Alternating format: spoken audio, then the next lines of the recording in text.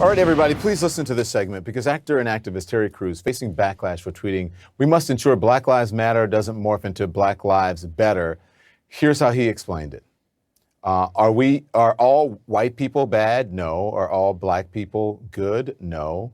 Knowing this reality, I stand on my decision to unite with good people, no matter the race, creed, or ideology. Given the number of threats against this decision, I also decide to die on this hill. Terry Crews joins me now. Terry, man, you stepped in it. You say that you're willing. You say you're willing to die on this hill. You've taken a lot of heat for this. Explain what you were thinking and why it's so important that you die on this hill. Well, again, I wanted to bring up the fact that, there are some very, very, militant type forces in Black Lives Matter. And what I was issuing was a warning. It's one of those things where I've been a part of different groups, I've been a part of different things, and you see how extremes can really can go far and can go wild. And then when you issue a warning, and when a warning is seen as detrimental to the movement, how can you ever have checks and balances? In the 60s and 70s, airplanes went down all the time. And the reason they found out why they did was because the pilots could never be questioned.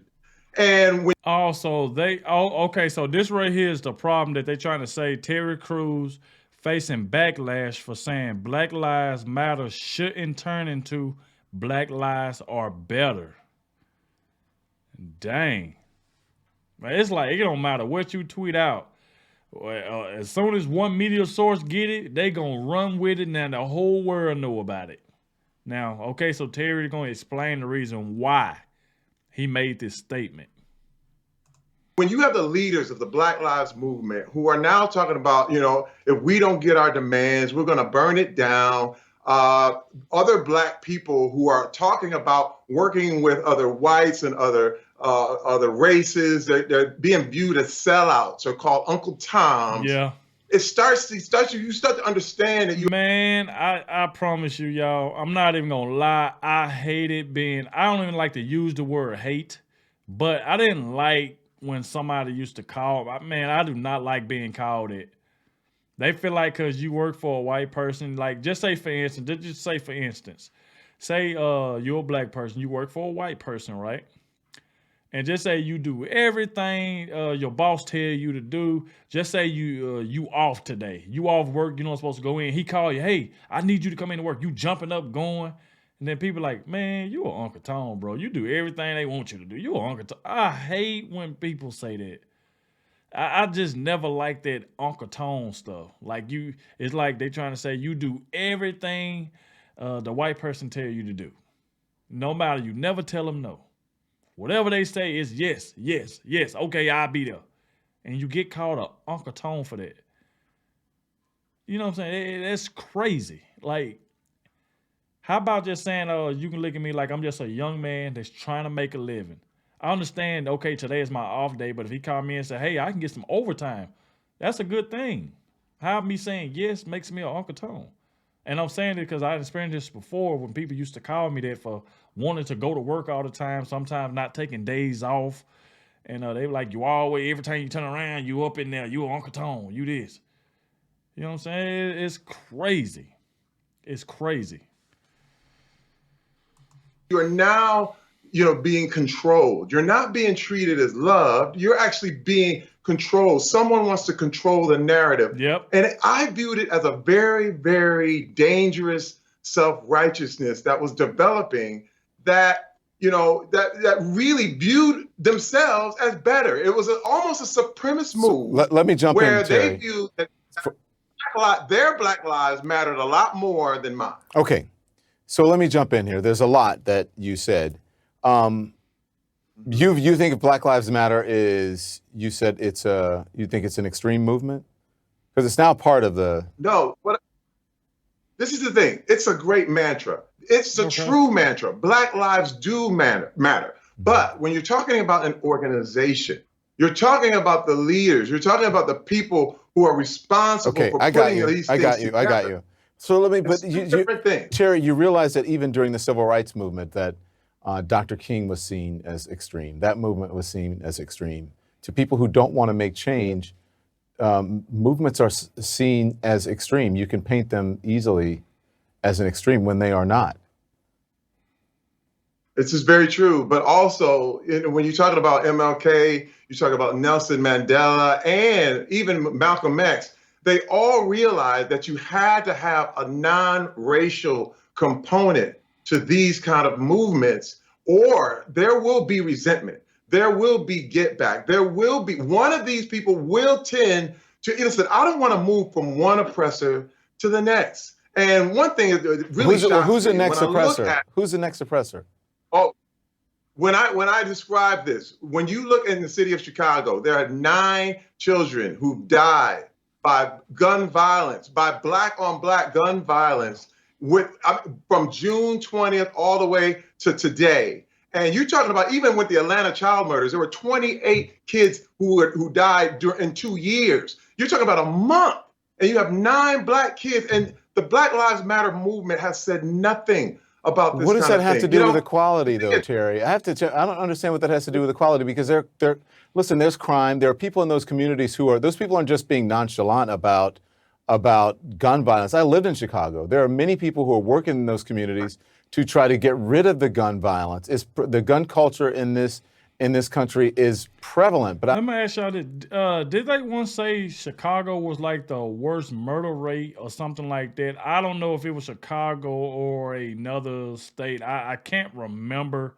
but I could have sworn I heard Chicago being up there for like the highest like murder rate or something like that. Let me know in the comment section. Not saying it is, but I'm trying to say I think that's what I had heard. Could be another state, but y'all let me know. But I do know for a fact they do not play around in Chicago.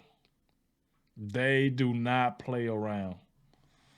I don't understand what that has to do with a movement that's for equality for black people. It's not mutually exclusive that if you care about equality for black people, that somehow you're going to stop random violence or, unfortunately, kids from being shot. It just seems like apples and oranges.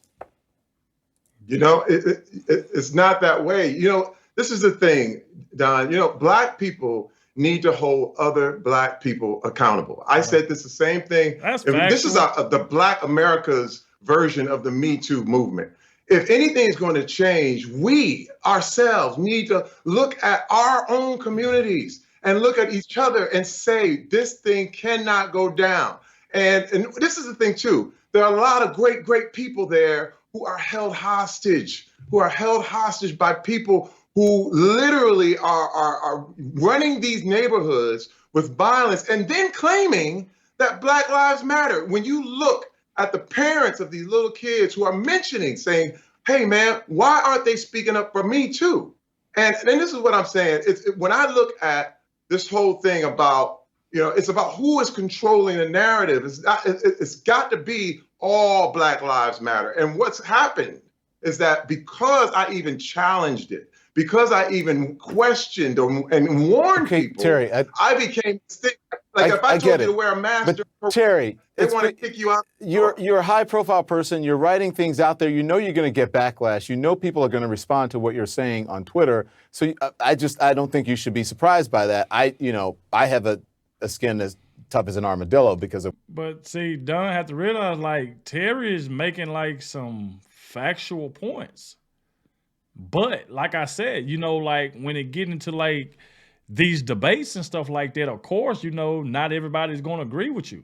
Of course, if you write something on Twitter, Instagram, whatever it is, somebody's going to take your tweet the wrong way, and you could be right, but it's always going to be a certain bunch that's going to take your tweet a certain way and feel some type of way about it.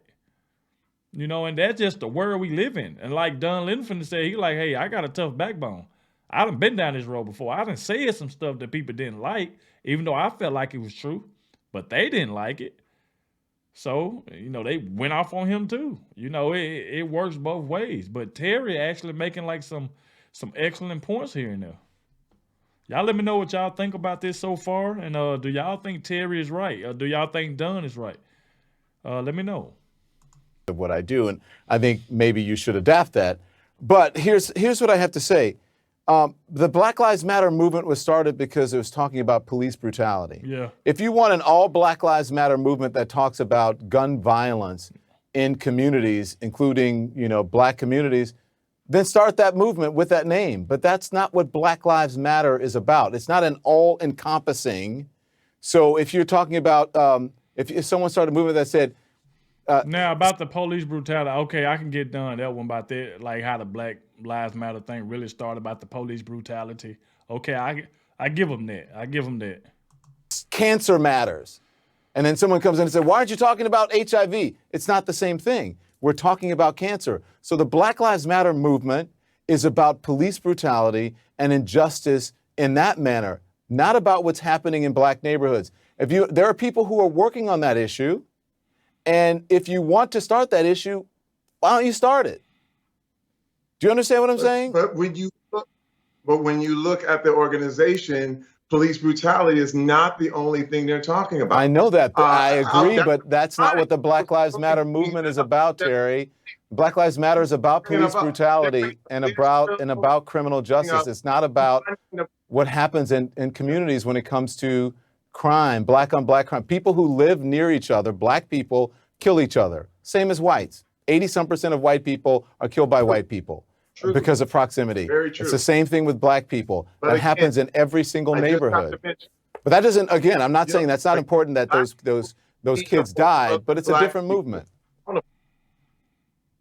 Listen, I understand what you're saying. I totally understand. It is about police brutality. That should never be accepted. Yeah. I am not saying that that's not it, but there's more there. Okay. And when I look at, if they have more on their agenda, we need to ask them about what else is on that agenda other than police brutality. And that's all I'm doing. Questioning, warning, watching. And if that bothers you, now that bothers me.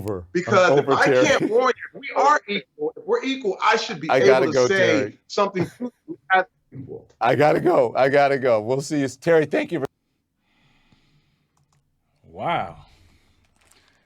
I have to give it to them. I think they both made some points. I think Dunn came in like towards in the middle and started making some excellent points. Then Terry kind of came back at him with some more points. So I kind of give them both the edge, like, not saying they both were saying everything was right, because like I said, they both, had their moments where they was making their statements of what they think and stuff like that. Like I said, y'all let me know what y'all thought about it in the comment section, man. I will be reading the comment section to try to see y'all take on it, what y'all thought about it, okay? But we have made it to the end of the video. If you did enjoy, make sure you hit that like button, subscribe to the channel. It's your boy Adogg. I'm going to catch y'all in the next one.